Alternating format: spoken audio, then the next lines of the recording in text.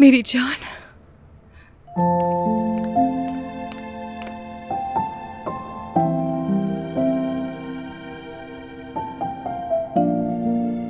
मेरी नन्ही परी, मेरी जिंदगी।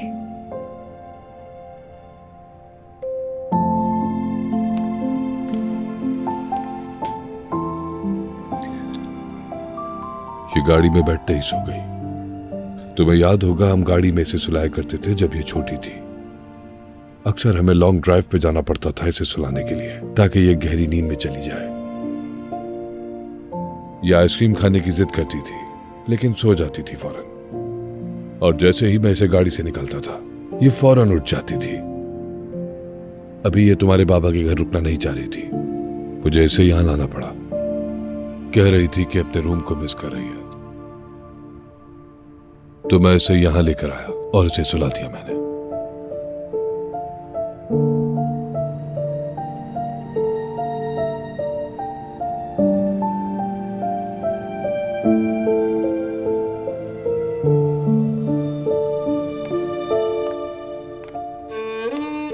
तो बस तुम्हें इतना ही कहना है?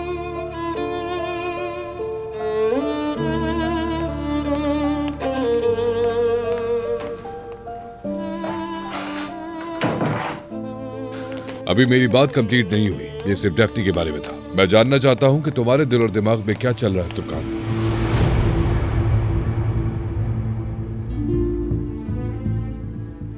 तो तुम मेरी बेटी को मुझसे छीनने का सोच रहे थे?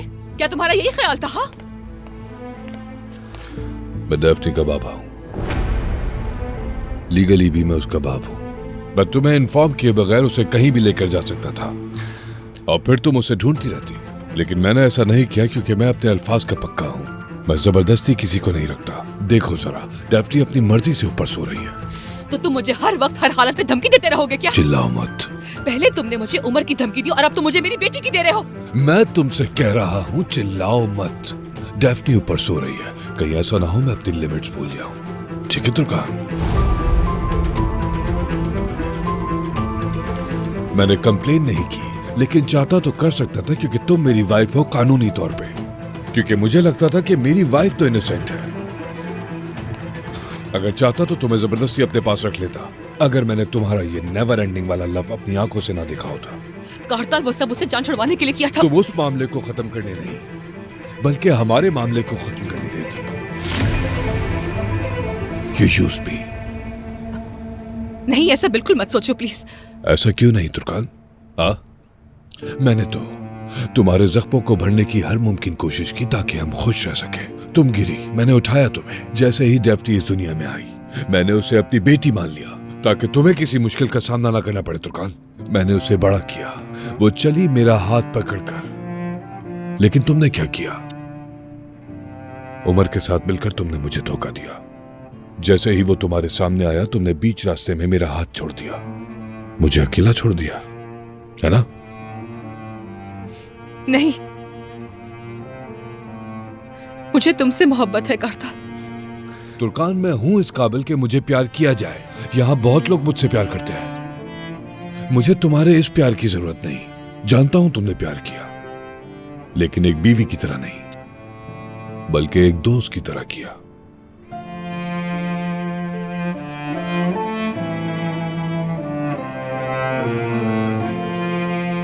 मैं चाहता तो ये शादी ना करता, लेकिन तुम्हारे लिए जरूरी था। लेकिन तुमने उमर को बचाने के लिए मुझसे सब छीन लिया।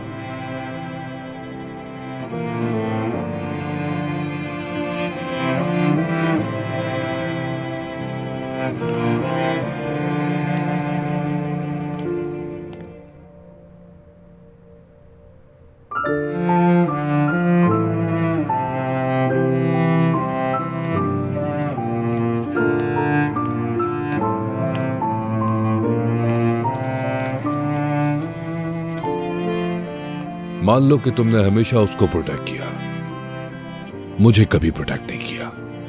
मैं तुम्हें बचाने की कोशिश कर रही थी। तुम्हारा दिल बहुत बड़ा है तुर्कान, शुक्रिया तुम्हारा बहुत।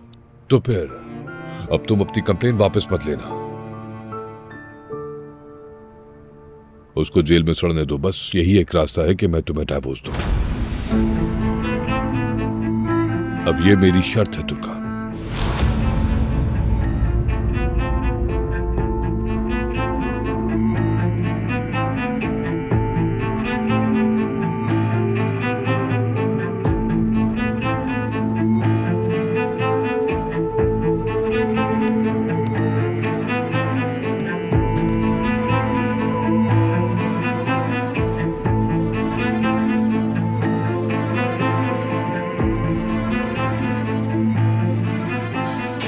उमर,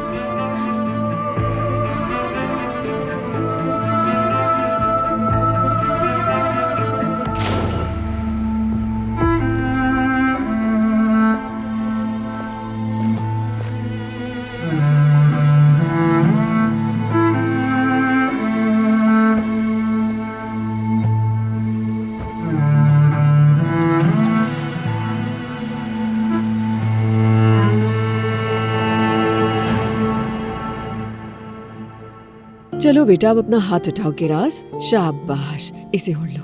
अब मेरी पोती फौरन सो जाएगी, मेरा कहना मान के। चलो मेरी जान, अब सो जाओ। जब मैं उठूंगी तो बाबा आ जाएंगे ना?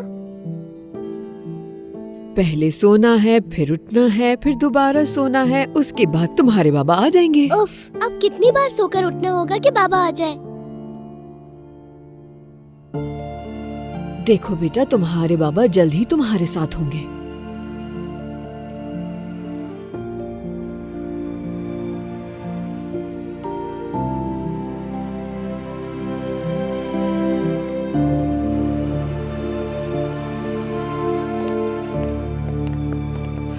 रोशन, तुम कहाँ जा रही हो इस वक्त?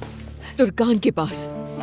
अब देखो, ये बच्ची अपनी माँ के बगैर बड़ी हो रही है। किसका कसूर है इसमें? अब तुर्कान की इस हरकत की वजह से इसका बाप भी इससे छिन जाएगा। ये सब मैं कैसे बर्दाश्त कर सकती हूँ ज़ैर? और ये सब किसकी वजह से हो रहा है? तुर्कान की वजह से हो रहा है। इस वक्त रात को तुम उसके पास जाकर क्या कहोगी? खुदा के लिए बाज आ जाओ। मैं उससे कहूंगी कि अपनी शिकायत वापस ले और मेरे बेटे को जेल से फौरन निकलवाए, अभी इसी वक्त। मैं अपने बेटे को और उसके बच्चों को बर्बाद होने नहीं दे सकती। देखो मेरी जान, यकीनन हम ऐसा नहीं होने देंगे। हम कोई और रास्ता निकालकर उसे बचा लेंगे, लेकिन हम इस तरह नहीं कर सकते रोशन। और वैसे भी उमर की भी गलती है, तुम जानती हो। ऐसा कुछ नहीं है, उमर की इसमें कोई गलती नहीं, क्योंकि तुर्कान ने उसे उम्मीदें दिलाई थी। रोशन, तुम कहीं नहीं जा रही हो। प्लीज ऐसा मत करो। आखिर तुम करोगी क्या? क्या उस पर तुम दबाव डालोगी लेकिन वो अपनी शिकायत वापस नहीं लेगी? और ऐसा भी मुमकिन है कि उस पर दबाव डालने की वजह से हम पर मुकदमा दायर हो जाए। प्लीज मत करो ऐसा। तो हम और क्या करें उज़ैर? चलो गार्डन में चलते हैं, ठीक है? ठंडी हवा खाएंगे, आराम से बैठकर बात करेंगे। तुम परेशान मत हो। चलो आ जाओ, रिलैक्स हो जाओ। यास्मीन, क्या तुम हमारे लिए 2 कॉफी गार्डन में ला सकती हो?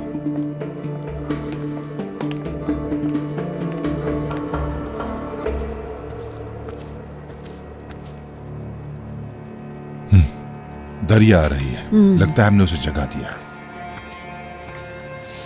क्या हमने तुम्हें जगा दिया है? क्योंकि हमारी आवाज काफी ऊंची थी। नहीं, मैं काम कर रही थी और ताज़ा हवा लेने के लिए बाहर आई हूँ। ठीक है, तो बैठो ना यहाँ पर। मालूम तो होगा तुम्हें इस वक्त हम लोगों पर क्या गुजरी है और हम कितने परेशान हैं। मालूम है, उमर भाई की सिचुएशन इस वक्त बहुत मुश्किल है। अगर तुम्हारी बहन अपनी शिकायत वापस नहीं लेगी तो उमर लॉकअप ही रहेगा। बच्चों की जिंदगी भी बर्बाद हो जाएगी। हाँ किराज, तुमने देखा ना कि अपने बाप के लिए कितना परेशान हो रही थी। बहुत अफसोस है मुझे, लेकिन मुझे समझ में नहीं आ रहा कि उमर भाई ने ऐसा क्यों किया। उसका मकसद उसे जबरदस्ती रखना नहीं था, मगर खैर क्या कर सकते हैं। दरिया, मैं सोच रहा था कि क्यों ना तुम और उरूज अपनी बहन तुर्कान के पास जाओ, यानी उससे बात करो। हो सकता है कि तुम दोनों की वजह से वो शिकायत वापस ले ले। नहीं, वो हमारी बात कभी नहीं सुनेंगी। वो तुम्हारी बात क्यों नहीं सुनेगी बेटा? यानी उसे खुद ही पता नहीं है कि वो अपनी जिंदगी के साथ क्या करने जा रही है। अपने होश में नहीं है वो। आखिर वो तुम्हारी बहन है, तुम्हें जाके उसे समझाना चाहिए कि वो कितना गलत कर रही है। उमर के साथ साथ उसके बच्चों की जिंदगी भी खराब हो जाएगी। तुम्हें नहीं लगता कि ये बच्चों पर कितना बड़ा जुल्म होगा? इस तरह तो उसका सारा खानदान बर्बाद हो जाएगा। लेकिन एक बात है, अगर उसने अपनी ये जिद कायम रखी तो उसका अंजाम बहुत बुरा होगा। फिर मुझे कुछ मत कहना।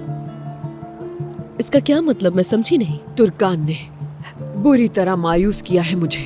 क्या ये काफी नहीं है कि उसने अब तक क्या क्या किया? उसने उमर को कितना नुकसान पहुंचाया है। उसने कहा कि वो मीने की तरह बिल्कुल नहीं है और वो हमें धोखा कभी नहीं देगी। लेकिन अगर वो हमें इसी तरह तकलीफें देती रही, मीने से भी बदतर हाल कर दूंगी मैं उसका।